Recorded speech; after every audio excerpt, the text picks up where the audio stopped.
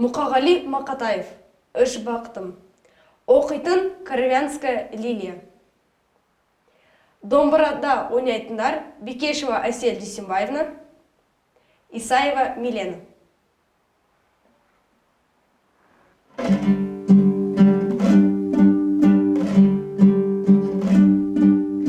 Ең бірінші бақытым халқым менің, соған берем ойымның алтын кенін.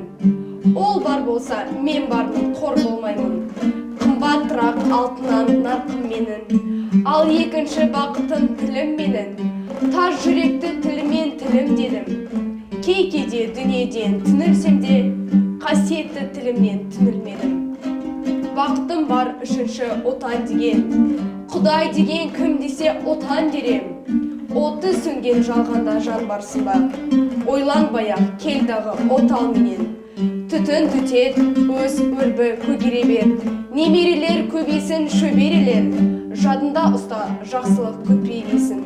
От емес оқ сұрасан менен егер. Үш бірдей бақытым бар алақанда. Мені мұндай бақытты жаратар ма? Үш күн нұрын төгеді аспаннан. Атырау Алтай арқа Алатауға.